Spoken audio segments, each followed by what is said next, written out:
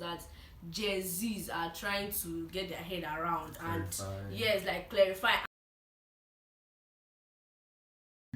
Hello, hello, hello. It's your girl here again on Life with Vera. Today we're going to be discussing emerging issues on religion with the Gen Zs.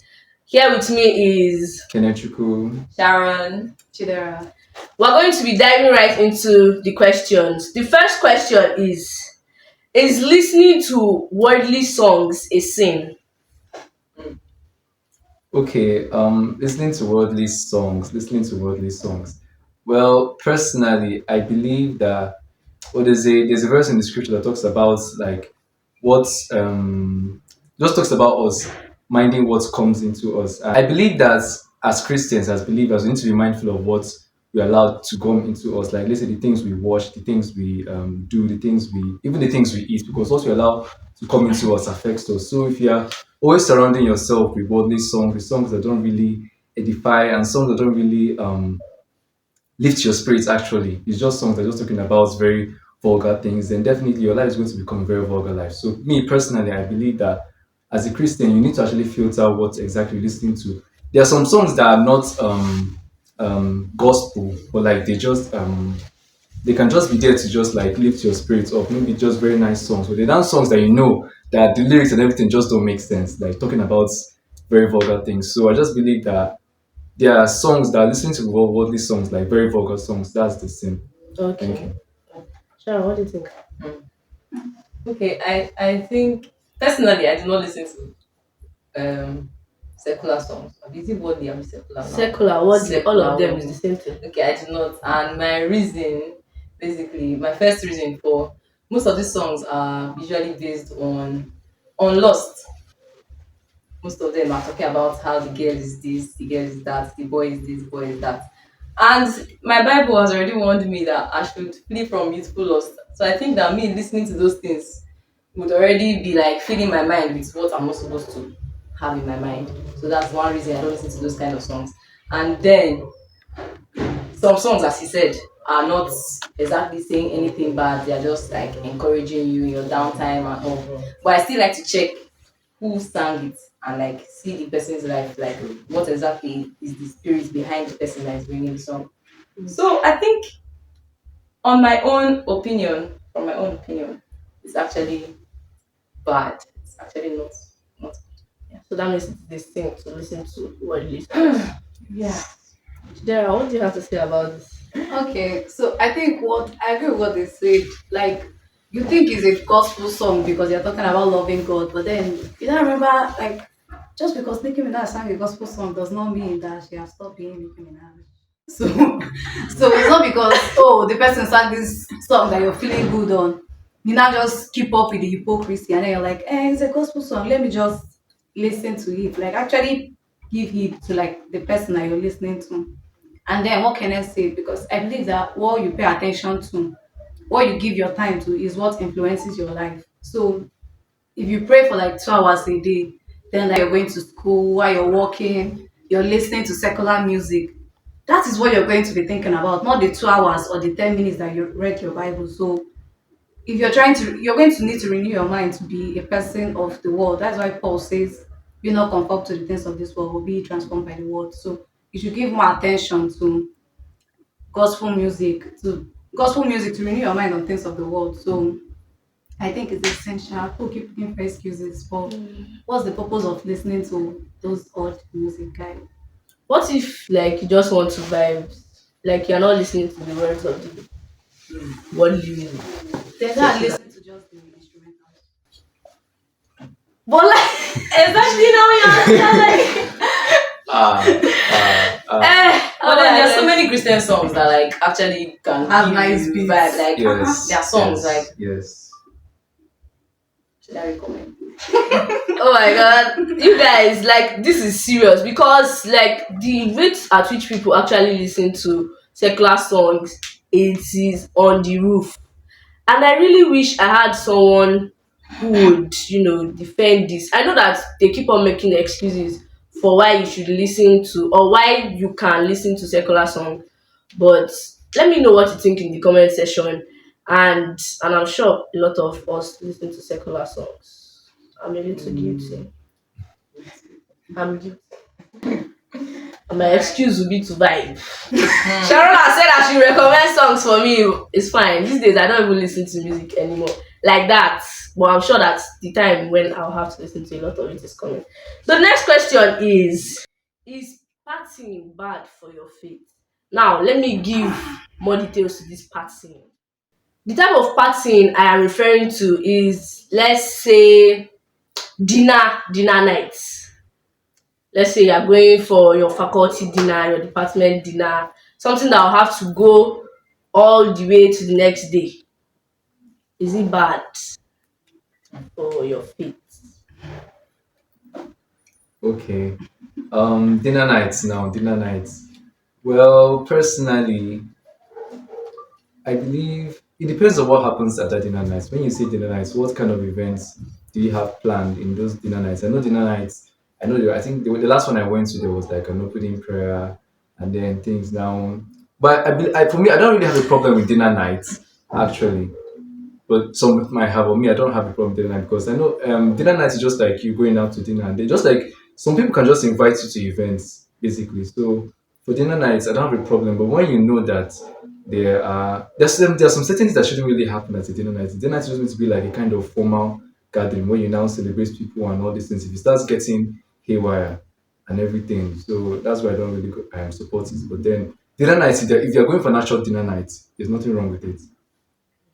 Sharon. Yeah, same thing here. I think that like dinners are going to be like basically if I okay when I become big, like definitely I have to go for dinners, like to get contact and all. So so I feel like but like those ones are usually more official. But if you are talking about like something that I don't know what else they are doing there that is not so dinner. I don't know. Dinner is supposed to be a dinner. Dinner is different from party. Oh. So Yes. like if it's Okay. dinner, uh Okay. I'm That's there. But cheap. like partying, we've already talked about music. Partying, they're going to be playing so Sex. much secular music Worldly and be music. dancing and all. So like I don't think I am in for partying, but for dinner. So wait, in the dinner they'll be playing, what do you want them to play in the Dinner, I dinner? don't really have to dance now. But that means they'll be playing worldly songs. They've been playing secular music, but what I came for, I can still do what I came for. But in partying, like what exactly is the I usually ask because me I don't even know what exactly is a party for. Wait, let me even give a little touch to this question. So now, in the Bible, when Jesus was seated amongst like tax collectors and the Pharisees, like in Matthew's place, when he was with like sinners and everything, and they were condemning him, is this not like discriminating the world? Do you get? Like, because you don't want to be with the world, but Jesus himself said it is those who are sick that need the doctor. Eh, So so okay, I should go for the it's not party. like you should, like, in that place, in the party, you can know what you want to do, but in that place you can actually bring one or two people, one or two souls to Christ. You get? Okay. So Your what do you question have to say Sha about was that? is a dinner or party good for my faith? Yes. So like if I am going there for like to participate, then I don't think it's good for my faith because like after that I'm not gonna start doing prayer and all after I've done so many things in the party. But like, what if you did not do anything in the party, you just So why went am I there going? to see your next convert, to see the next And people I that never you see the next convert. If God says I should go for the party to go and see the next convert, good and fine, I'll go. But okay. like if God did not send me there, why would I go there? Chidera, what do you have to say about this? Well, I think most of these things are not absolute, but then you still have to know what are you going there to do. Under normal circumstances, you're not going to a dinner to preach to anybody. You know, the person knows, God knows, everybody is Then it's in not full in the dinner knowledge. you preach with the person now. Like after the event, you get the person's Yeah.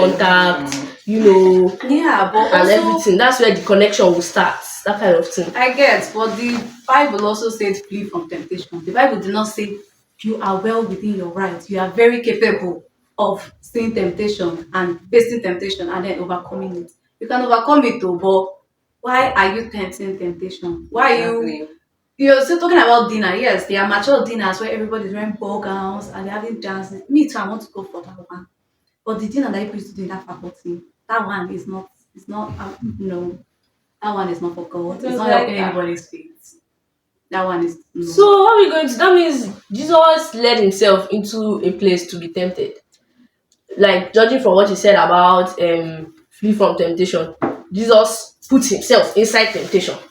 I feel like in every it depends you knowing yourself and knowing your own capabilities. It's like if you're struggling with pornography and then you can watch Game of Thrones. There are people that watch it and then they will be okay. But Yeah. then you that are struggling with pornography, you watch like one scene and then you're already on incognito. So you just have to know what you can and cannot do.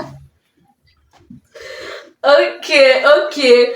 This will lead me to my next question because it is all right. Like from all you guys have said, it is impossible to strike a balance between your religious life and your social life. Social life in the sense that you get to like mingle with people of the world. Did you get like mingle with people of the world? Let's put it in that terms. That simply means it's hard. What do you people have to say about this? As a Christian, you cannot strike a balance. Sure, yes. No, not true. Yes, you it was can false option. It's not false because apparently it's not. you can actually strike a balance between your social life and your Christian life. I know there are a lot of Christians who are married, and obviously they got married because they dated someone, got to know someone, and then they went out, met someone, got to know the person, and then got married to that person, and they love each other. So, and Christians also have friends. Having friends, that's your social life, basically. I know Christians that have contact, that Christians that are in high places, basically. So, in today's world is very vulgar. Like they've almost sexualized everything. Like even like you can't just scroll through your phone and not see maybe a meme on just something very sexual or very it's just how it is in today's world, and it's very sad. Christians actually have social lives, but then there are now some like the friends that you have, those are like part of your social life. I don't know whether, and there are Christians on Instagram that are on all these social media apps, and I don't know what they're doing there. It's just about your social life is just basically your life with friends, your life outside like the walls of the church, basically. In your workplace, you can have a social life there, but then still stick to that standard. The friends you associate yourself with will form like your kind of social life. If you're associating yourself with bad friends, then you have a bad social life. Associating yourself with good friends, then you have like a good social life around you. So just keep to your standards when you're looking out for friends, because obviously you're going to find people that have the same mindset as you. And those are the kind of people that you can now call your friends and bring into your social life, basically. I don't know if you understand. Makes sense. Okay. But She's still processing. yes, Let me it's see. a lot. Sharon, what do you think? Is it possible to strike a balance? I think that you're looking at it as Christian and the world alone. There are still some people that even inside the world, that's what coordinates the world, that have morals still. So it's not everything that is inside that world that they are doing. So Okay, so that means you can be friends with people that do some of the things inside the world. so so You what can I'm just know saying is them. that It doesn't really get so as Christians personal. now, it's just that we are having so many Christians are having like the morals. Let's put it as morals. Morals we're having are like in are common to us. So like there are so many things that we cannot do that the people in the world are doing, but it doesn't mean that we cannot now relate to people in the world, Yes. Okay. because definitely we are in the world. So there's no how we're not going to be like with them. I don't know how to say it. That means it's It means that we're going to be with them, but it's not like we're going to do everything that they are doing. okay. There are even some normal, okay, just look at it as a normal something now. Like maybe I am the world, you are the Christian, and then you like spaghetti, and me, I don't like spaghetti. I'm not gonna say because you don't like spaghetti. Okay, how did I even say it just now? Yes, Because one of us don't like spaghetti, and I say, okay, I can't even talk to you, I can't even look at you, and all that kind of thing. okay. So, but I can still try and convince you on why you should like spaghetti or not like it. Okay, That's sorry. Another thing I would like to add is the fact that Jesus told us to love our enemies and love everyone around us. So like you can have like now, or like in places you find us, not everybody there is going to be Christians, but you're not going to be like hating them. Just love them, like be nice to them, care about them. That's like you having a relationship with them. But then don't just get like you can not everybody that is in your class is your friend basically. You can know them, be nice to them, but you're not just friends with them. You just have them as like acquaintances. I don't know if you understand. So you can just like be nice to them, relate with them, but then you know you're not just getting very intimate and very close with them. That's just what I can say. Just show them love. Yeah. So is that not like judging? Doesn't it feel like discriminating? Like you get you are socializing with them, but to an extent. Well, it's a good thing to actually make boundaries. Even with your Christian friends, you obviously have boundaries. Chidera, what do you have to say about this? I think that Christianity for me is not an add-on. Like I'm not an architecture student that likes God. Like me being a child of God is who I am. Every other thing is an add-on. So when picking my friends, my closest friend cannot be someone that does not love God. I'm sorry, like it does not even make sense. That is who I am. When I'm talking about going to church, you cannot be telling me that, oh no, you're going to church more than 2 times a week. Is that not too much? Cut you off. You are like a disciple. You are who I should bring to Christ. You're not my best friend. The next question: does religion limit the thinking of a Christian? Like, you know how we're Gen Z now, and they say Christians live boring lives. It's boring. Being Christian is boring. You have to do this like this. You have to always do that. All those type of things. Chidera, what do you think is Christianity limiting the thinking of Christians?